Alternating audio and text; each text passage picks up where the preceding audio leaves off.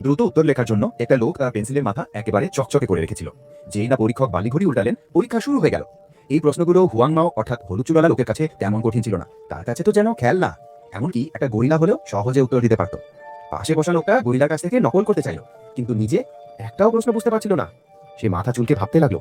হঠাৎ তার মাথায় একটা বুদ্ধি এলো। সে মনে করলো পরীক্ষার গোপন ফর্মুলা আছে। 3টে বড় একটা ছোট বি, 3টে ছোট একটা বড় বি। এই যুক্তিতে ভর করে লোকটা ধুমধাম করে উত্তর লিখে ফেললো। শেষে কষ্ট করে সব পূরণ করে গরিলার সাহায্যে জমা দিতে গিয়ে বুঝলো সব উত্তরই ভুল। হুয়াং মাও মনে করলো এই লোক তো একসময় ওকে টাকা ধার দিয়েছিল, তাই কৃতজ্ঞতায় নিজের সঠিক উত্তরপত্রটা লোকটার সঙ্গে বদলে দিল। রেজাল্ট বেরোলো।